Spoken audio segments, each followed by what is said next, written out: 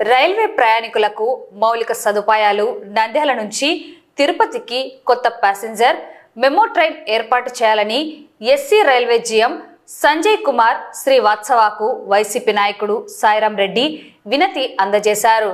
General manager safety ఇన్స్పెక్షన్లో భాగంగా Nandyal railway స్టేషన్ను Nandyal Guntur doubling పనులను పరిశీలించారు. ఈ సందర్భంగా సిపిఐ వామపక్ష నేతలు వైసీపీ నాయకుడు సాయిరాం రెడ్డి తదితరులు జీఎంకు సమస్యలను తెలియజేశారు.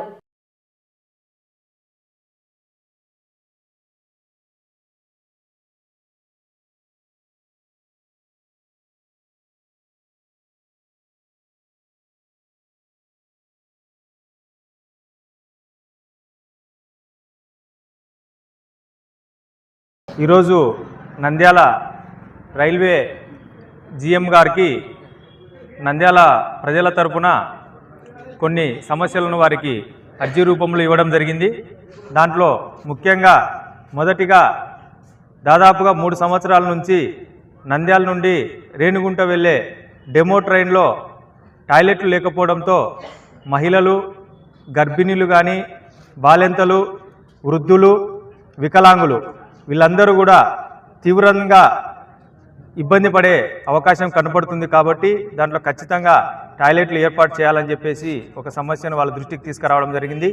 దాంతోపాటు ఇదే టైంలో రేణిగుంట నుంచి కూడా నంద్యాలకు కూడా ఒక డెమో ట్రైన్ను, లేకపోతే ఇప్పుడు కొత్తగా మెమో ట్రైన్లు వచ్చినాయి కాబట్టి మెమో ట్రైన్ను ఏర్పాటు చేయవలసిందిగా కోరడం జరిగింది.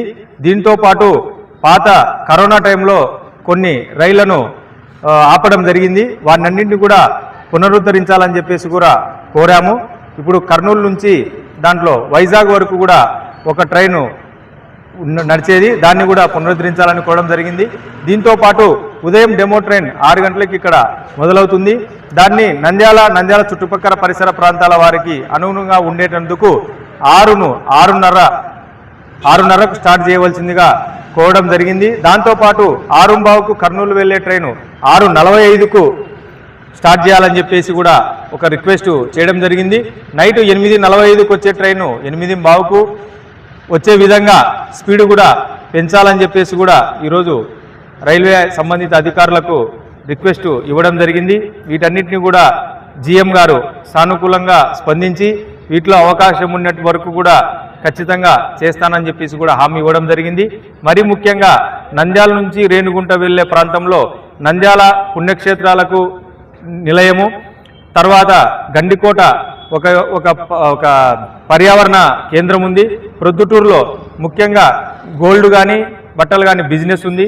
తర్వాత ఎక్కువ మంది విద్యార్థులు ఇక్కడ నుంచి IIITకి వెళ్ళే వాళ్ళు కూడా కడప వరకు ప్రయాణం చేసే అవకాశం ఉంది. కాబట్టి ఈ అన్ని అవసరాల దృష్ట్యా తిరుమల పవిత్ర దేవస్థానం ఉంది.